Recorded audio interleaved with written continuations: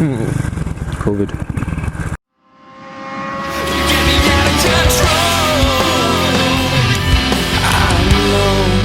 Hey guys, Submoto here. So if you've been following along on Facebook, you probably know my story so far. Yeah, I had a bit of an episode. So, long story short, I decided to take the bike for a bit of a longer ride and started from Berlin to Copenhagen and then been riding around in Denmark a bit. And I got in the country and had plans of going to Norway. That's a whole different story, but they have to open the borders and this and that, and they're going to open on the 15th. We'll see what happens. But either way, I was out riding, and all of a sudden, I stopped by to get some gas.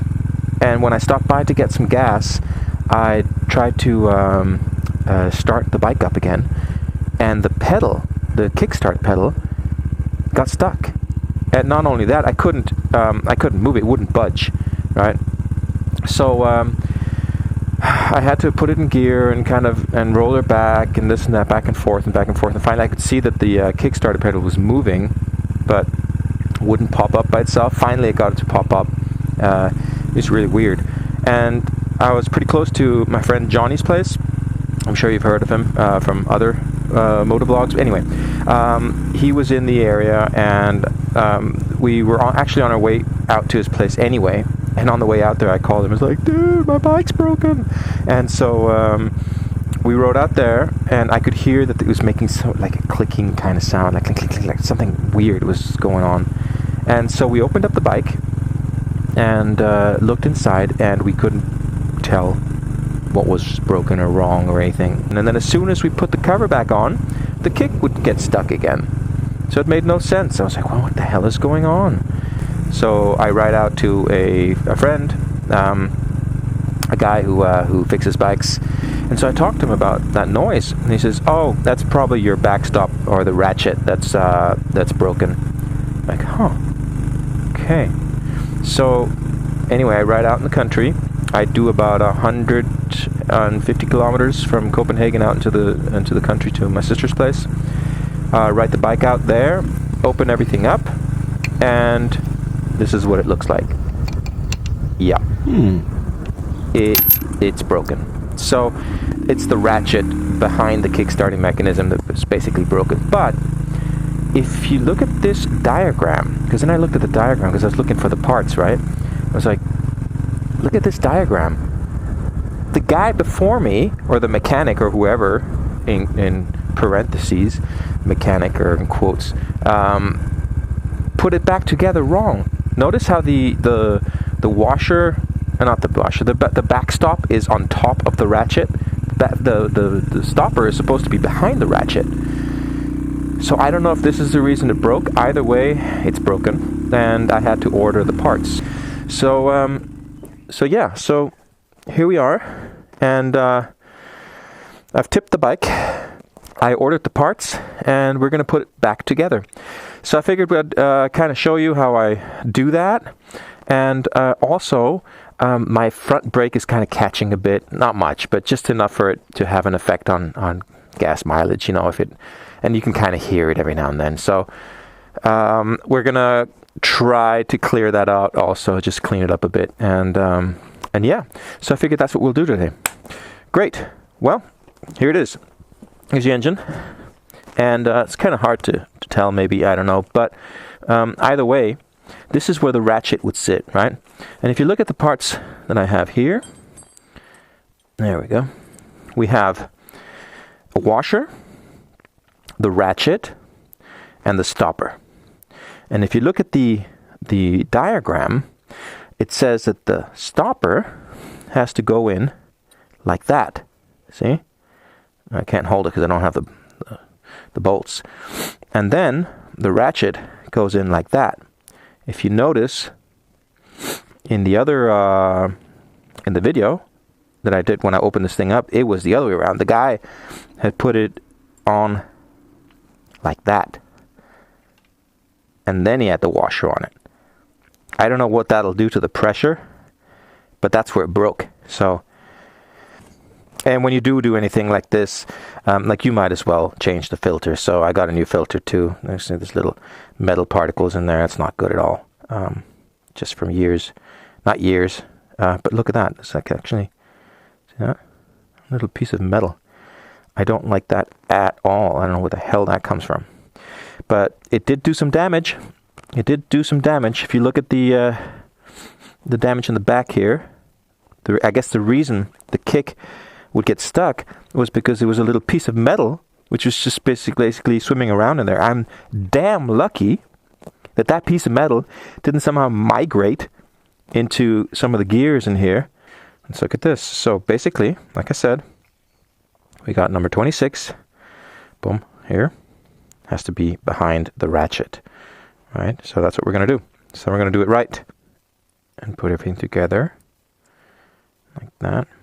You want the little flaps on the inside because you're going to fold those up anyway. And a neat little trick that I learned from woodworking, actually, working with guitars, is look, you want to turn opposite until it falls into place and you hear like a little click or feel it. Then you know that your threading is in right. You don't want to tighten these too much because this is aluminum, and if you screw this up, you're going to have to do helicoils in there, and then there's going to be like metal bits and crap. So serrated needle nose pliers seem to be pretty good for this kind of job. There we go. We just want to keep the bolt from turning. Beautiful, beautiful. You can hear the Harleys in the background. There's a lot of Harleys these days in Denmark. Seems like the cafe racer phase kind of passed in Denmark. I know in Germany it never really picked up. I guess because it's in Germany, people like bikes aren't that expensive, so people just buy newer bikes. I haven't seen that many older bikes, not like in Denmark, and that might be one of the reasons. Okay, all right, let's see. Do you want these teeth right there to point in towards the gears, like that? And this is apparently the newer kind. There's, well, I mean, if you have an SR500, there's another one that's a little bit wider, but it has to go in. These tabs that just have to go in behind the gear. No biggie there. And of course the teeth have to fit, and then you pull the spring around. Let's see, what do we have here? There we go. Just brought it around like that. Just make sure. There. That doesn't look very good, does it? There, that's better. That's it, I think. Alright, well, oil is going to spray everywhere, but I'm going to have to make sure that this thing does.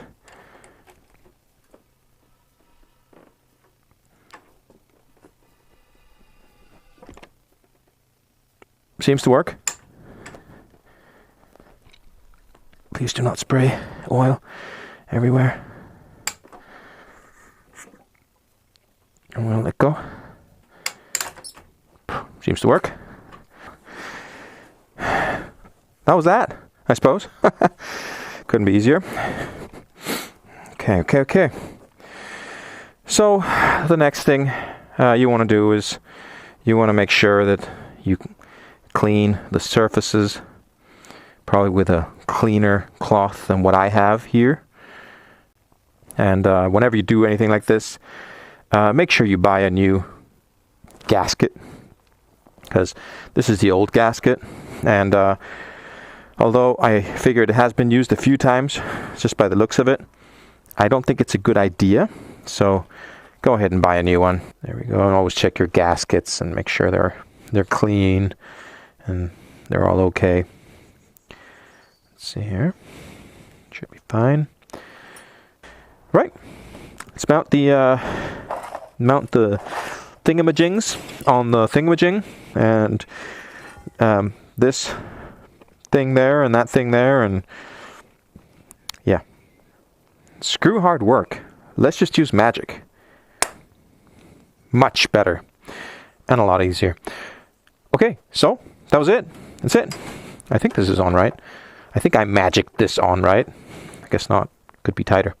But yeah, so Submoto, how did you do that? Are you Jedi? No, I'm not a Jedi. I'm a Sith. Now we're going to look at the front brake. Yes, it's catching a bit. I've taken the sucker off, taken the cylinder. I'm just going to show you in a second. I'm taking the cylinder out and cleaning it and stuff. It's still kind of catching a bit. It doesn't catch. Catch is the wrong word. It just kind of gives resistance. You know what we think in the Sith of the resistance. If you ever wondered what that bell sound is in between some of my segments that I use sometimes in some of my videos, listen.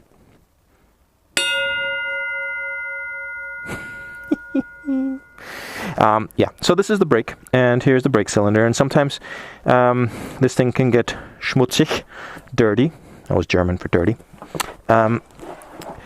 Whenever it gets old, like this. And what I'm going to do is I'm going to depress the brake lever, and then this thing is going to come out, and then it will be close to impossible to get back in.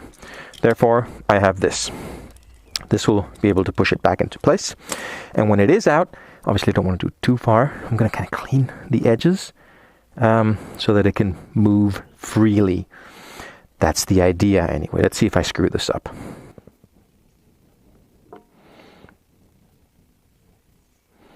Actually looks pretty darn clean to me. I mean the actual cylinder, not out in the edges, but that doesn't really matter.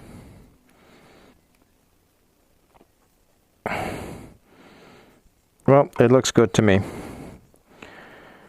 So, this is pretty much all I can do. Great. Okay, moment of truth. Okay, that works. Brake. There it goes. Yeah. It does kind of... It's a lot better. It's a lot better than it was before. Kick. Works. Perfect. Wonderful. And no crappy sound. And the brake feels great. Nice. Great. No, it's actually... You know, I might have been imagining things. It is completely loose. There is... I was imagining things. It is completely loose. Wow. Well, it seems to work. You kick it, it's riding. No noise. There's a little bit of a noise coming from the headlight. I don't know if you can see. I put a little thing on there. I need to put some tape underneath because it's rattling a bit. But no crazy engine rattling. Which is what it was doing before. Rides just fine. Brakes are great. I might need a new chain at some point because I think I'm at maximum stretch. But yep, that's it. Success. Isn't it great when you can fix your bike for about 20-30 bucks?